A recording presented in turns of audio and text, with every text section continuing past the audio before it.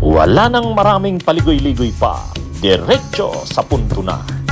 Maiksi lang ang komentaryo, pero diretso sa punto. Maraming kuro-kuro, may tiwali, may totoo. Dito, sa Puntong Diretso tayo. Punto Diretso. Ayan o. Sara Zay Duterte, Vice President of the Philippines, 8 December 2025. Okay? Basahin ko to ah. Ito ang statement ni Sara tungkol sa impeachment. Kasi umiinit nga yung issue ng isusulong uli yung impeachment niya para sa February 2026. So naglabas ng statement ngayon si Sara Duterte. Basahin natin ha, mga kabunyog, mga kababayan. Okay, ito. Statement. The latest pronouncement by some members of the House of Representatives on a new impeachment complaint is not surprising. Its timing reveals a pattern that has become all too familiar. So ang sinasabi ni Sara sa statement ng opisina niya, ito daw mga latest na pronouncement o sinasabi ng ilang mga miyembro ng House of Representatives para sa bagong impeachment complaint, hindi na daw nakapagtataka. May sinusunod daw itong pattern. O ito yung pattern na sinasabi niya. Not long ago, Senator Chis Escudero, Representative Tubi Chanco, and several House members revealed that back in February 2024, signatures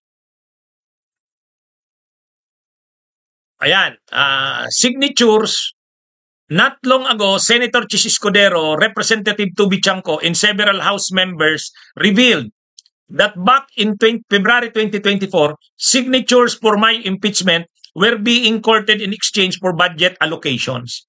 Their statements have unmasked the truth that the impeachment against me was never really driven by principle but by price.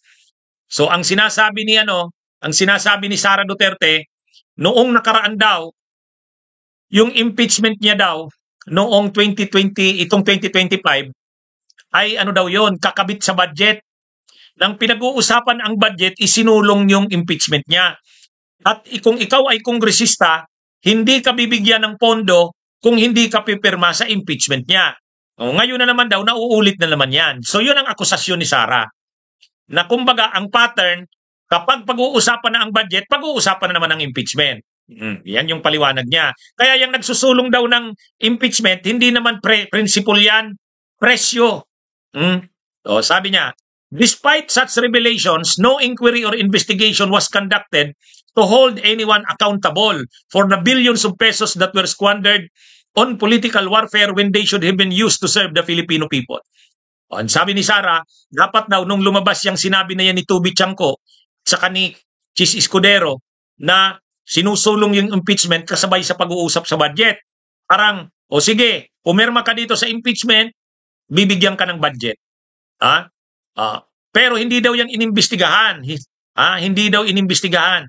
Sabi niya, now, this constitutional mechanism is being dangled once again as a bargaining chip right before the 2026 national budget is passed. To those who continue to exploit the impeachment process, stop hiding behind the language of good governance. I have always stood ready to answer any allegation grounded in fact and truth, but I cannot remain silent while the impeachment process is being twisted into a budget-driven racket. Filipinos deserve better. Shukran, Sara Zay Duterte. So sa madaling sabi, yung pinapalabas ni Sara Duterte dito sa statement niya, ang impeachment ay racket. Para sa kanya, ang impeachment ay racket. Yan ang sabi ni Sara Duterte. Anong ibig sabihin ng racket? Parang ginagamit ang budget, ang impeachment kasi siyempre ang gusto ng grupo nila Marcos at Romualdez isulong daw ang impeachment laban sa kanya. Kaya ang ginagawa ayon kay Sara Duterte, nakakabit yung impeachment sa budget para siyang racket. Parang ganito, congressman ka, hihingi ka ng pondo sa distrito mo, pumirma ka sa impeachment. Siguraduhin mong susuporta ka sa impeachment. Kung hindi, hindi ka bibigyan ng alokasyon sa distrito mo. Kumbaga, ang aligasyon ni Sara Duterte, magkakabit ang impeachment niya ang budget. Ang ginagamit daw na panakot sa mga kongresista para suportahan ang impeachment niya ay hindi ka bibigyan ng budget kung hindi mo susuportahan ang impeachment. Sa tingin nyo kaya, tama kaya yung sinasabi na yan ni Sara Duterte? Tama kaya yan? Kasi ang sinasabi niya, yung mga nagsusulong ng impeachment, wala yung principles. Pera-pera lang yan. Diyan, tingin ko naman, mali siya dyan. Nagkakamali siya dyan. Yung mga nagsusulong ng impeachment na yan ay ang grupo ng bayan muna, Makabayan Black. Yung grupo ng Akbayan. Hindi naman yan pera-pera lang. Hindi yan bayaran. Itong sinasabi ni Sara na parang ang impeachment ay mga bayaran yung kongresistang pipirma dyan, dyan siya nagkakamali naman. Mayroon siguro, may mga usapan dyan tungkol sa budget at pagpirma sa impeachment. Pero sa kabuuan, ang mga nagsusulong niyan, lalo yung mga nag-file ng impeachment na yan, yung Makabayan Black, ibig sabihin, nagpa-file ng impeachment dahil babayaran sila ng pera. Masyado naman tong si Sara. Harapin mo na lang yan, Sara. Kaya mo na naman yan ginagamit yung issue na yan. Pinalalabas niya parang ito daw impeachment na sinusulong, kakabit na naman sa budget. Kasi babayaran ang mga kongresista para pumirma sa impeachment. Ano lang yan, paninira lang yan ni Sara kasi alam niya mabigat itong impeachment sa 2026. Mahihirapan niya nang mapigilan to.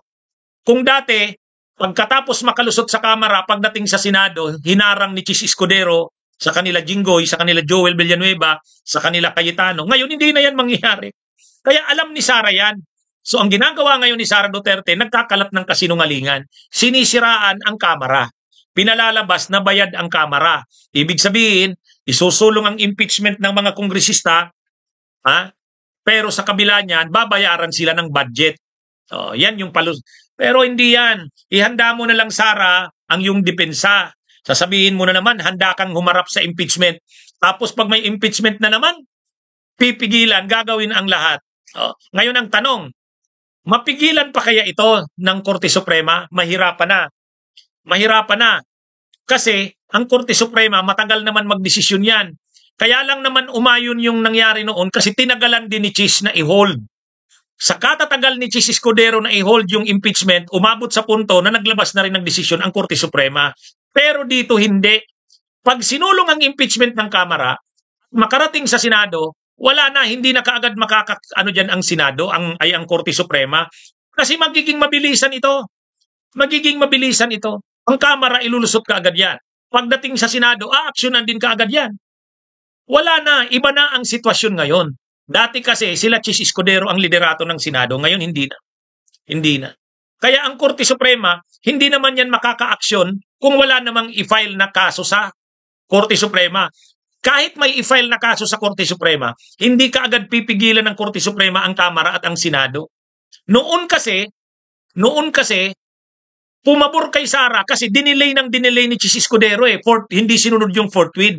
Kailan ngayon inaksyon na ni Chis? July. Pagdating ng July, nag-aksyon na ang Korte Suprema. Yan yun mga kabunyog, mga kababayan. Kaya dito hindi na mangyayari yan. Wala na sa side ni Sara ang Senado. Yan. Dito mananaig na dito ang tama at ang katotohanan.